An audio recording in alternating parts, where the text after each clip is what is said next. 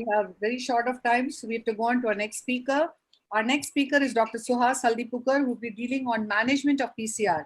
Dr. Suhas is a medical director of Lakshmi Eye Institute, a prolific surgeon, and amidst all his glorious achievements, is held with highest level of respect for the sheer magic in his hands and displays the most artful, most complex surgeries with utter ease. So we look forward to some brilliant teaching pearls in your talk, Dr. Suhas Haldipukar. On to you. Thank you so much, Chitra. I would want all of us to be strict about the 15 minutes time, and the discussions might have to be a little limited because we have 3 more speakers after him. Thank you. Thank you, Chitra, for being so generous. And today my talk is so much more important for the postgraduate students. We all know that PCR is the most common and potentially sight-threatening complication. And we know that the target audience today is students, and for PACO, those who are in PACO training, sometimes this incidence can go as high as 11%. An ounce of prevention is worth a pound of cure, said Benjamin Franklin, and this holds so much true for a case of posterior capsular rupture. Now let's see it from a postgraduate standpoint. You know, things that normally come to your mind when posterior capsule ruptures: oh my God, not again. Or I'll get a scolding. I'll miss my next case. The slides are not moving. You've not moved them. They are not moved? No, The the slides are not moving. first slide is coming. Only the first one is showing. I thought he was still in his intro, so I was waiting. No.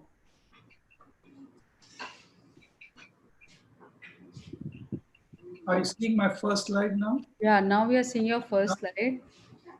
I think from the arrow on the left corner, you have to move it forward. Yes.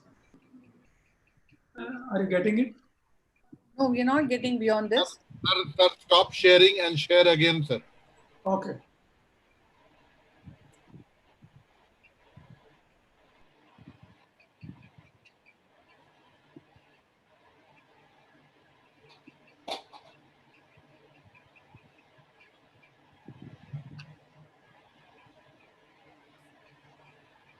Yeah. Yes. Yes. Yes. Yes. It's all right now. Yeah. The PCR is, like I said, it's the most common, and an ounce of prevention is worth a pound of cure, and it holds very much true for posterior capsular rupture. And like I said, when a postgraduate student gets a PCR, the things that come to his mind are, oh my God, not again, or I'll miss my next case. That means he's totally fixed on his own self. But instead, if he only changes his attitude, and the proper approach would probably be, what is my plan B in this particular case? How can I improve his chances for a better vision? How do I put it across to him and his relatives when I see them outside? Because this is something that a postgraduate student has to practice when he's doing cases, because PCRs are always going to come, and they're going to really make your life terrible for the next day. If you look at capsular anatomy, we know that posterior capsule is the thinnest one as compared to the equator, where it is almost as thick as 23 microns. Now, when we do PCR management, we primarily have 2 objectives. The primary objective is a safe and thorough cleaning of vitreous and lens fragments from the anterior segment. And the secondary objective, which is also equally and more important, is a stable placement of intraocular lens for most appropriate refractive outcomes. Let's look at some of the predisposing factors. Looking at lens related, it could be an intumescent cataract, a mature white cataract, a black cataract, or obviously posterior polar cataract, which are known to have higher incidence of PCR. Sometimes even the age of the cataract matters, because longer the cataract stays there, it becomes harder, it really causes problem. Or when you have a cataract in an elderly patient, especially more than 80 or 90 years, where capsule is fragile and zonules are not very strong, or in an eye with previous vitrectomy. Some of the related to eye in general, if a patient has a deep orbit, prominent nose, reduced visibility because of corneal opacity, or a shallow chamber, very deep chamber, these are all cases where the chances of PCR tends to go up. And like the floppy iris that we just saw Dr. Soin speak about, or the weak zonules, as in ficodonesis or subluxation. Obviously, for a postgraduate student, these are not the cases that they would really start with. And just to summarize, these are the cases where we would definitely be on a watch out, or probably when we are in our learning phase, these are not the cases that we would be doing. Even if it's given to you or your turn comes and you're going to operate on these, they really cause a lot of stress. So it's better to watch your seniors do them. Now let's take, this is a typical case of a posterior polar cataract. And we know a posterior polar cataract, when you approach, it's totally a different set of rules that we practice here, right from the size of the rhexis and the hydrodissection. When it comes to hydrodissection, obviously you will not be doing the standard hydrodissection. You would probably do multiple injections just to loosen the cortex, or you would prefer to do a proper hydrodelineation so that if possible, you could even get your endonucleus lifted out of the back and emulsify it in the anterior chamber, or you would prefer to do trench, all these changes that you do when you're doing your posterior polar cataract. But one thing you would always remember is that you would always keep the pressure, the chamber filled and AC formed. And that's the reason after the epinuclear sheet is removed, especially when obviously you'll be using low parameters here. And when the posterior plug gets dislodged, you're really relieved because you know that it's not adherent to the posterior capsule and most of your job is done. But it's still not done because till the end of the surgery, you have to keep the anterior chamber formed all the time. Now in this case, so far, all the principles were followed. And finally, when it comes to the last cortical fragment, it's removed and the PC looks so good and normal. So the irrigation comes out, and at the end of coaxial, I just take my coaxial out and I'm about to inject viscoelastic, and then you get the PC rupture. So what it means is, if you have a posterior polar cataract, there's also probably a possibility that the posterior capsule is definitely weak. Talking about situational related, predisposing factors like inadequate anesthesia, excessive eye movements, improper positioning of the patient for surgery, all these small things really matter enough to give you some problems. Now, if the patient cannot keep a flat position, or because of obesity or short neck, that can produce increased vitreous pressure with shallowing of anterior chamber. Now the question is, when do you get PCR? When do you get it most? Mostly when you're dealing with the last nuclear fragment.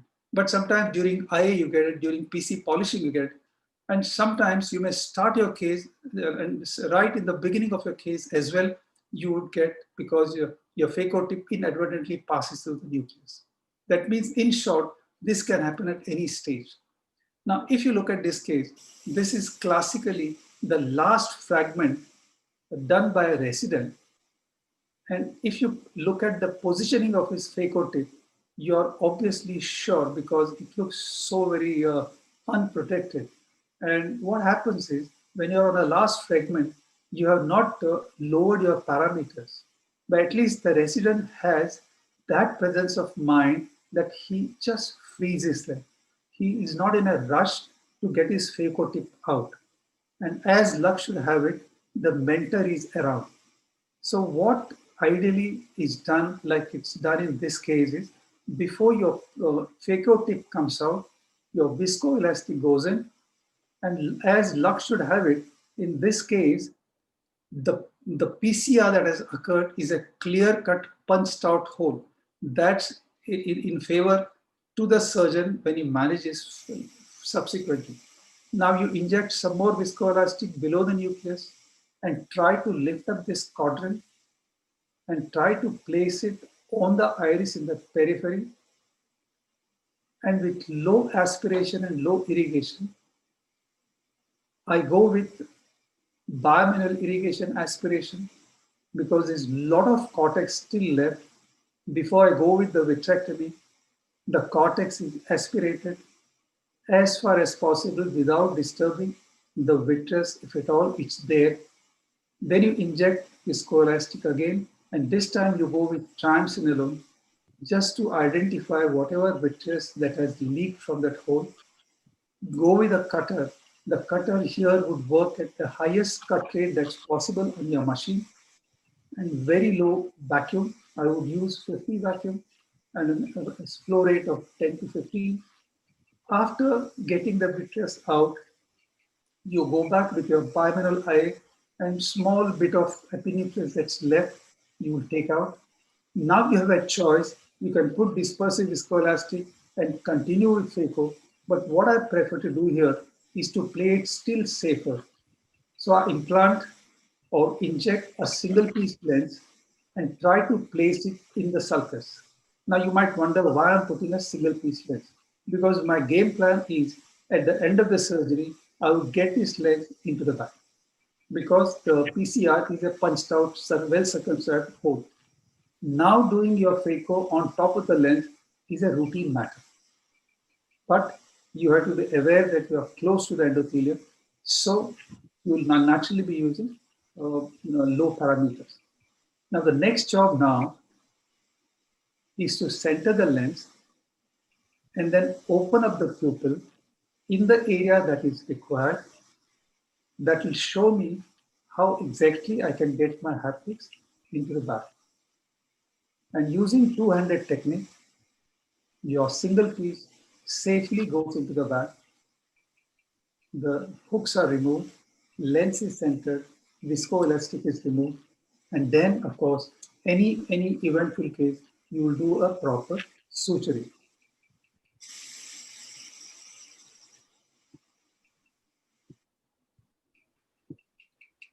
Now, there are some cardinal signs of a torn posterior capsule. Now, the most important and the first one that you get is a pupillary snap sign, which is sudden jerky pupillary constriction during hydrodissection. There could be sudden deepening of the anterior chamber. There could be momentary pupillary dilatation or relative inability to rotate a previously mobile nucleus. Now, these are the signs that one should never miss. Like if you have never seen a pupillary snap sign, you will never really get it. Now, here is a classic case of a pupillary sign, just a routine hydrodissection, but it just gives you that. Now, if you are wise enough, or if you have picked up that sign, your course of surgery entirely changes. And if you have missed it, then the eventual thing that's going to happen is a part of the nucleus is going to sink. Now, nucleus drop can definitely be disastrous if you do not have an immediate backup, because you're required to answer a lot of questions that can come from your patient or patient's relative.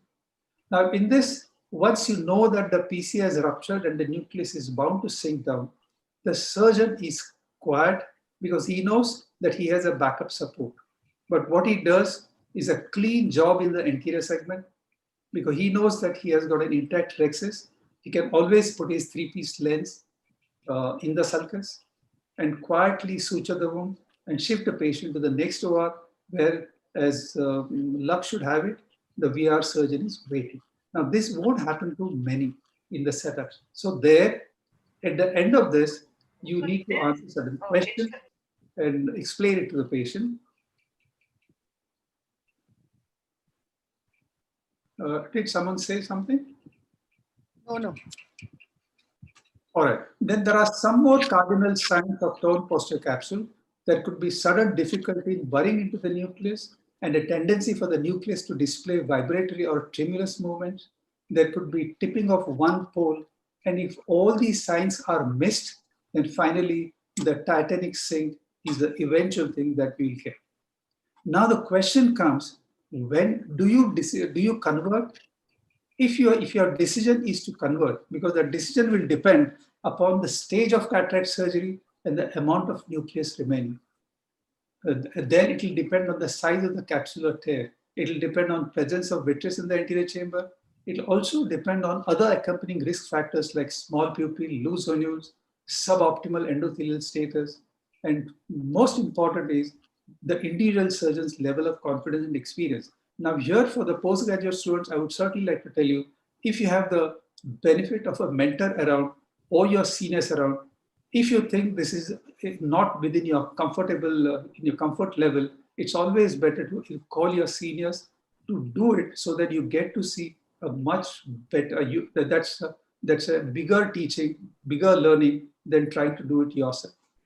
Now, if the decision is to convert, suture the corneal incision and abandon it, make a new shell, limbal or scleral tunnel large enough to evacuate the nuclear fragment by safe expression, but at the end, secure the wounds tight because that's extremely important.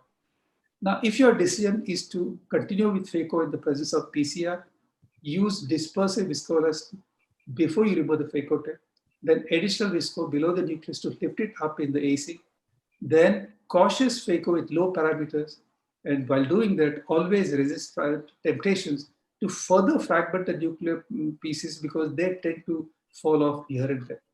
Now, this is a case which I did several years back. It could be around 12 or 13 years back. Now, this classically shows you if my phaco parameters are not well suited for a nucleus at the hand, like this is a very soft cataract. I am right in the beginning of it. And then you suddenly see that pupillary, sudden dilatation of the pupil and a momentary deepening of the AC. Now, this is a 1 minute left. Okay, this is a classic sign which tells that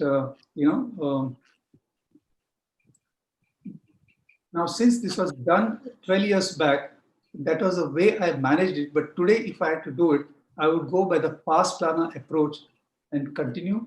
And then I subsequently converted it into PCCC and tried to put a single piece lens in it. But today, my approach would be to go pars plana to deal with the vitreous because that really matters. But this is how, once you have isolated the pieces, make a pars plana incision, go with the cutter and clean it up. That way you end up losing less amount of vitreous. Now, this is a case done recently. If you notice carefully, you have that pupil expansion and the vibratory movement of the nucleus that you just noticed. Once you notice that, the next best thing you will do is to freeze the movement, inject viscoelastic, and then you try and inject viscoelastic between the rhexis margin and try and lift the nucleus because this is an entire nucleus and you still haven't really started phaco. Get the nucleus out and try to inject some more viscoelastic below and use 3-piece lens as a lens scaffold. And once the lens is in the sulcus, your phaco is just done as routine, except that you use less parameters so that your endothelium is spared. Then you do vitrectomy in front of the lens, and then you go behind the lens and do it. And once you have cleaned up the anterior segment, the lens is placed properly into the sulcus, pupil is constricted, and the eye is sutured.